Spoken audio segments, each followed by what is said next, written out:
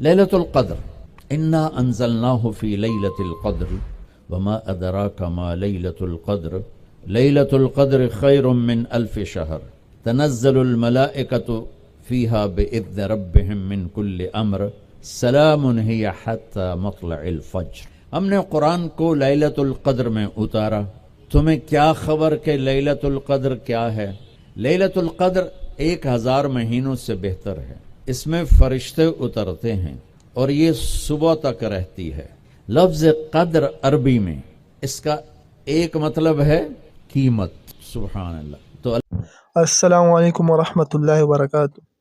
मौलाना तारिक जमील साहब ने अपने इस बयान में उम्मत मुस्लिमा मुसलमान नौजवानों को नसीहत की है और लैलतुल क़द्र में किस तरह अमाल किए जाए और किस अमाल के ज़रिए से लैलतुल क़द्र तलाश की जाए और कहाँ की जाए। आया मस्जिद में नवाफिल पढ़ने से लैलतुल क़द्र की सवाब मिल जाएगा या नवाफिल घर में पढ़े जाए? तो इस बारे में मौलाना तारिक जमील साहब ने एक पुरअसर और मुकम्मल तफसीलात से मुसलमानों को आगाह किया है। बयान गौर से सुने और आखिर तक सुने ताकि इस पर अमल करने तो खता। मैं तुम्हें बताऊं, आप सब ताजर बैठे हो, लैलतुल क़द्र की कीमत क्या है?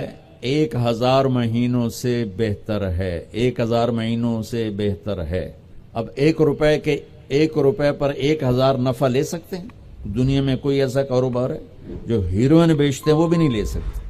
और मेरा अल्लाह कह रहा है एक रात 1000 महीने, यानी कोई 82-83 साल। ये तो आ गया पहला क़द्र।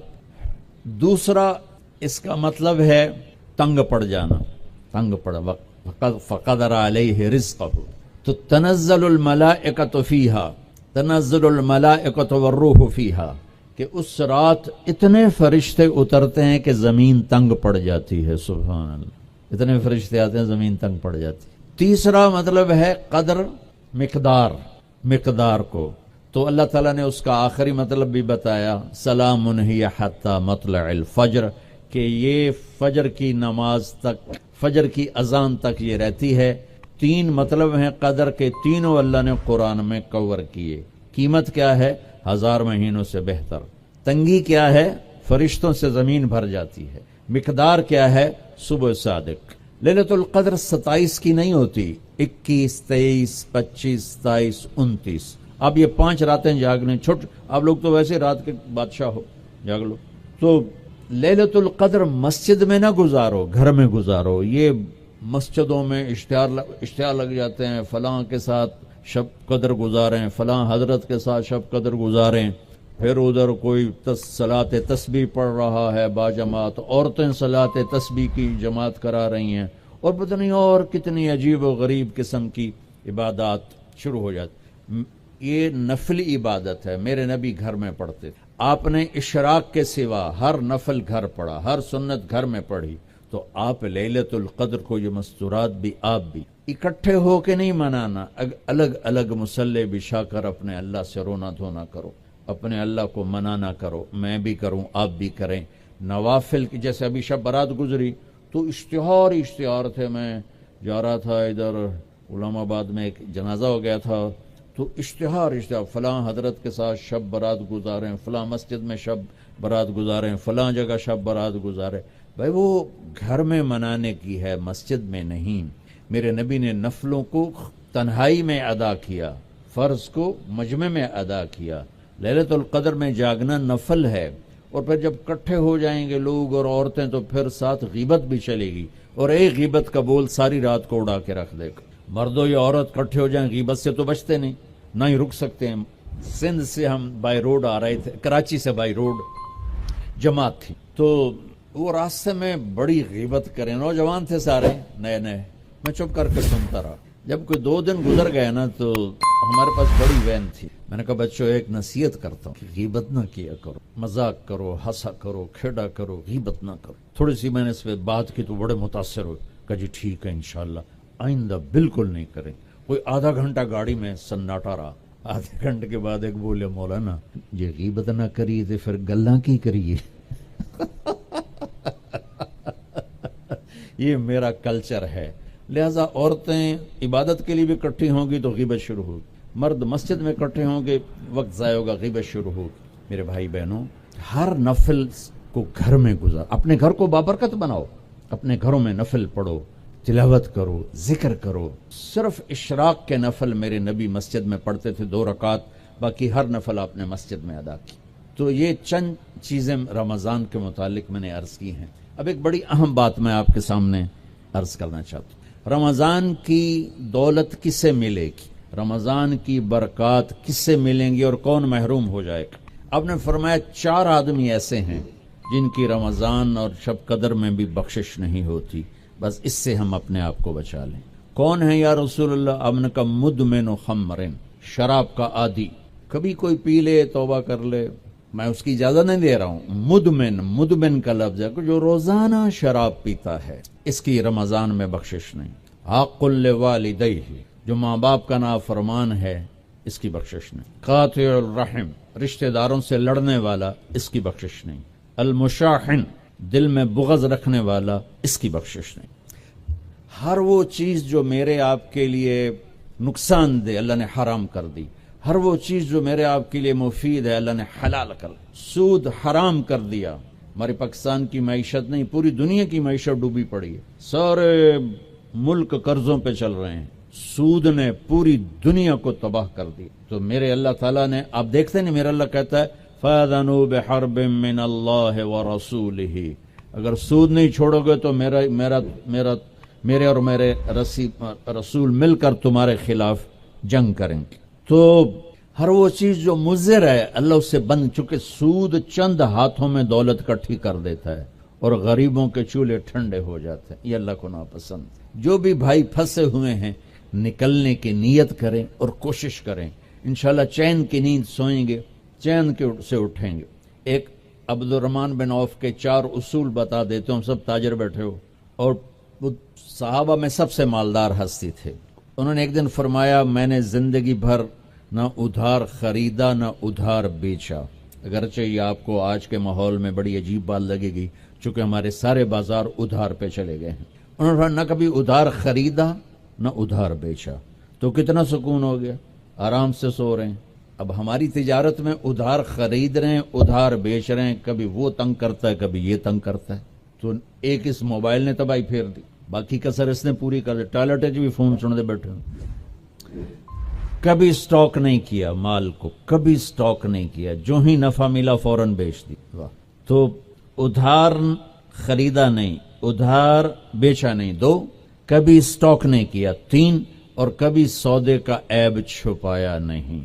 اس میں کوئی عیب ہے بتا دیا، آپ اس پہ آ جائیں، آپ کو شروع میں مشکل ہوگی، اس کے ساتھ سچائی اور دیانتداری کو جوڑ دیں، اللہ کی قسم آپ کا سوتر منڈی جانا بھی عبادت بن جائے گا، آپ کا مل میں جانا بھی عبادت بن جائے گا اگر آپ اپنے تجارت کے ساتھ سچائی اور دیانتداری کو لے آتے۔ تو اللہ نے شراب حرام قرار دی کہ یہ تباہ کر دیتی ہے، ساری برائیوں کی جڑ ہے۔ تھوڑا سا اوپر دیکھیں قرآن کیا کہتا ہے، اللہ تعالیٰ کہتا ہے یہاں نہ پی، تم مجھ سے قرآن سن، کیا ان الابرار یشربون من کاس کان مزاجها کافورا عینا یشرب بها عباد اللہ یفجرونها تفجیرا یوفون بالنذر ویخافون ویطعمون الطعام على حبه مسکینا ویتیما واسیرا انما نطعمکم لوجه اللہ لا نرید منکم جزاء ولا شکورا انا نخاف من ربنا یوما عبوسا قمطریرا فوقاهم اللہ شر ذلك اليوم ولقاهم نظرة وسرورا وجزاهم بما صبروا جنة وحريرا متكئين فيها على الأرائك لا يرون فيها شمسا ولا زمهريرا ودانية عليهم ظلالها وذللت قطوفها تذليلا ويطاف عليهم بآنية من فضة وأكواب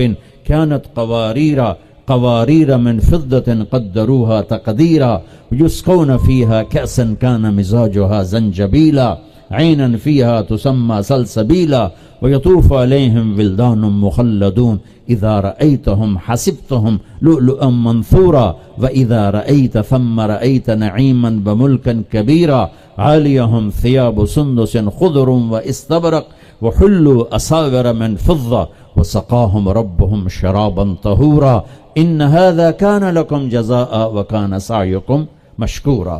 یہ سورہ دہر کی 16 آیات ہیں. ان میں اللہ نے صرف ایک نعمت کو ہائی لائٹ کیا ہے، وہ ہے شراب، اور 3 درجے بتائے ہیں کہ جو نیک لوگ ہیں وہ شراب پیئیں گے خود اٹھا کے، سراہی اٹھائیں گے، جام میں ڈالیں گے، پیئیں گے. بوفے سسٹم، بھائی آپ پہ پاؤ تو آپ پہ کھاؤ. ہیں ان کے بھی نوکر، لیکن اللہ کیٹیگرائز کر رہا ہے کہ جو نچلا درجہ ہے وہ خود اٹھا کے پی رہے ہوں گے، کافوری ہوگی. وَيُسْقَوْنَ فِيهَا كَأْسًا كَانَ مِزَاجُهَا زَنْجَبِيلًا. اس سے جو اوپر والا درجہ ہے انہیں زنجبیل کی شراب پلائی جا رہی ہوگی. پلانے والے قول ہیں ولدان مخلدون، خوبصورت خدام نوکر. پلانے والے کون ہیں؟ اب یہ تو اتنی مستورات بیٹھی ہیں، جنت کے حوریں، وہاں سوکن پڑا کوئی نہیں ہوگا، خوش رہو. اور میرے نبی نے فرمایا تمہیں پتہ وہ کن ہاتھوں سے تمہیں جام پکڑائیں گی کہ اگر اس کے ہاتھ کی انگلی کا یہ فنگر ٹپ سورج کو دکھا دیں تو سورج نظر نہیں آئے گا. ان ہاتھوں کے ساتھ وہ تمہیں جام پیش کریں گے. ایک وی جیسے آپ سب وی آئی پی بیٹھو نا، باجی ممبر ہی آ سکتے ہیں اور کوئی نہیں آ سکتا، تو یہ وی آئی پی ہو گئے. تو ایک اللہ کی جنت میں وی آئی پی لوگ ہیں. وہاں کیا ہے؟ وَسَقَاهُمْ رَبُّهُمْ شَرَابًا طَهُورًا. اللہ تعالیٰ کہہ رہا ہے وہاں تیرا رب خود تجھے پلائے گا. تو اللہ نہ کرے کسی میں یہ عادت ہو، ہے تو آنے والا رمضان ہے بھائی، توبہ کر. دوسری جو چیز ہے نا، اس کے لیے جو اللہ نے لفظ استعمال کیا وہ بڑا خوفناک ہے. حق لوالدیہ. اللہ تعالیٰ اپنے بارے میں کہتا ہے من یعص اللہ ورسولہ، جو میرے اور میرے رسول کی نافرمانی کرتا ہے. اور عاق ہوتا ہے ذرا ویکھیا جائے، اس کو میں نے اتنا چیر دیا ہے کہ یہ جڑ نہیں سکتا. دیکھ لیا آپ نے؟ وہ کوئی بول لو تو صحیح، ہاں ٹھیک، یہ اب جڑ نہیں سکتا، کسی اتنا پرزے کر دیا ہے.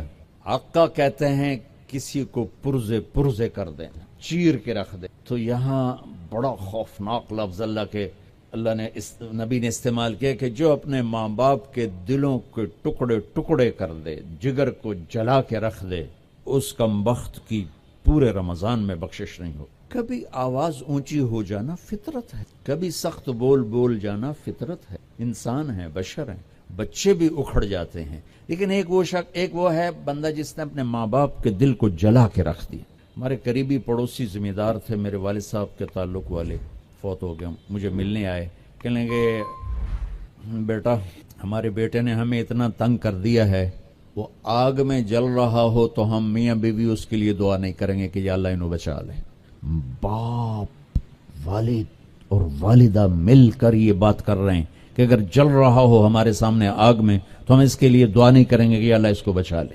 دلوں کو ٹکڑے کر دینے والا، ماں باپ کے دل کو، جگر کو چیر دینے والا، وہ ساری رات میرے نبی نے فرمایا جس نے ماں باپ کو دکھ دیا اس پہ اللہ کی لعنت، اس پہ فرشتوں کی لعنت، اس پہ زمین آسمان کی لعنت. نہ ان کی نماز قبول ہے، نہ روزہ قبول ہے، نہ صدقہ قبول ہے. میرے نبی جنت میں گئے تو آپ نے تلاوت سنی. آپ نے کہا یہ کون تلاوت کر رہا ہے؟ کہا جی حارثہ بن نعمان. تو آپ بڑے حیران ہوئے، حارثہ بن نعمان تو زندہ بیٹھا ہے. اور میں آپ سپیکر کوئی مل جل کے آپ کو 1000-1200 کا مجمع ہے تو آپ کے لیے سپیکر لگا ہوا ہے. حارثہ مدینے میں قرآن پڑھتا ہے، 7 آسمان کو چیر کے آواز جنت میں چلی جاتی. آپ نے کہا وہ کیسے؟ کہا جی ماں کی ایسی خدمت کی ہے کہ جب قرآن پڑھتا اللہ ساری جنت کو سناتا ہے. سبحان.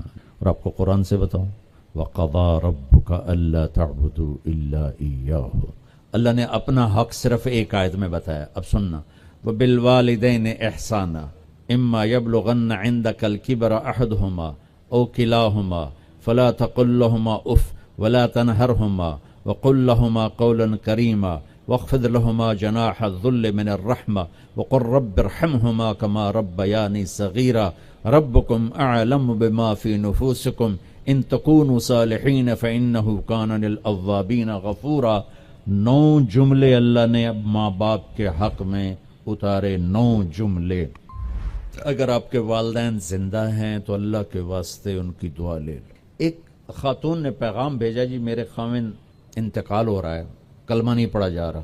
صحابی علقمہ رضی اللہ تعالیٰ آپ تشریف لے گئے. اب کہلوانے والے رسول اللہ اور کہنے والا صحابی. آپ نے کہا بیٹا کہو لا الہ الا اللہ. کہا جی کہا نہیں جاتا. بول رہا ہے، کلمہ نہیں پڑھا جا رہا. تو آپ نے فوراً پوچھا والدین میں کون زندہ؟ کا جی ماں. آپ نے پوچھا ناراض ہے؟ کا جی ہاں. تو آپ نے پیغام بھیجا آپ آتی ہیں یا میں آ جاؤں؟ انہوں نے کہا نہیں یا رسول اللہ میں ہی آ جاتی. وہ آئیں تو آپ نے کہا آپ اپنے بیٹے سے ناراض ہیں؟ کہا جی میں ناراض ہوں. کیا ناراضگی؟ اب سننا ذرا کیا ناراضگی ہے. کہا یا رسول اللہ کوئی گلہ نہیں اس کے دین کا، راتوں کو اٹھ کے تہجد میں قرآن پڑھتا ہے، دن میں روزے رکھتا ہے، لیکن جب بھی مجھ سے بات کرتا ہے تو بڑی بدتمیزی سے کرتا ہے، اوکھا ہو کے بولتا ہے، تو اس سے میرا دل ٹوٹ گیا ہے. آپ نے فرمایا معاف کر دو. تو اتنی دکھی تھی، اللہ کے نبی کی کہنے پر بھی کہا یا رسول اللہ میرا جی نہیں چاہتا میں اسے معاف کروں. آپ نے فرمایا اگر میں اسے آگ میں جلاؤں تو سفارش کرو گی؟ کہا جی پھر تو کروں گی، اتنا تو میرا جگر نہیں کہ جلتا دیکھو. آپ نے فرمایا اگر تو نے اسے معاف نہ کیا تو یہ اللہ کی آگ میں جلے گا. اچھا یا رسول اللہ میں معاف کرتی. آپ نے کہا بیٹا کہو لا الہ الا اللہ. اس نے کہا لا الہ الا اللہ محمد الرسول اللہ، اور اس کی جان نکل گئی. پھر آپ نے اس کا جنازہ پڑھایا، قبر میں اتار، اور پھر یہ اعلان کیا جس نے ماں باپ کو تنگ کیا اس پہ اللہ کی لعنت، فرشتوں کی لعنت، زمین آسمان کی لعنت. نہ ان کی نماز قبول ہے، نہ روزہ قبول ہے، نہ اس کا صدقہ قبول ہے.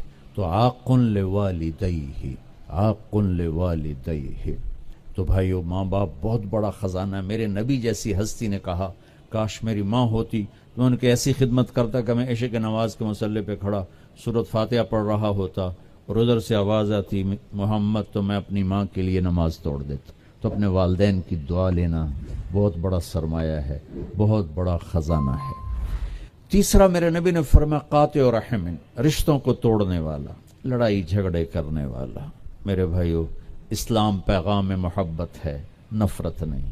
اسلام پیغام اس کے ساتھ دوسرے کو بھی جوڑ دوں، المشاحن، جو دل میں کسی کے لیے نفرت رکھتا ہو، بغض رکھتا ہو، کینہ رکھتا ہو، حسد رکھتا ہو، ان سب کے لیے جنت کے دروازے بند ہو جاتے. پوری دنیا کے انسانوں کی مشترکہ ڈیمانڈ عزت دو، محبت دو، درگزر کرو. یہ ماسٹر کی ہے. جیسے یہ جاتے ہیں نا حرم شریف تو بڑے بڑے ہوٹل بن گئے، کتنے 100 ہزاروں کمرے ہیں، تو ہر کمرے کا ایک وہ کارڈ ہوتا ہے جس سے وہ کھل جاتا ہے، لیکن ایک کارڈ عملے کے پاس ہوتا ہے جس سے سارے کمروں کے دروازے کھل جاتے ہیں. پوری دنیا کے مرد عورتوں کے دل ایک کمرہ ہے، اس پر دروازہ لگا ہوا بند ہے، اس کی جو چابی ہے نا وہ محبت. ماسٹر کی محبت دو، عزت دو، احترام دو، کوئی خطا ہو جائے معاف کرو. اگر یہ صفت نہیں ہے تو رمضان کے روزے بھی معاف نہیں کروا سکیں گے.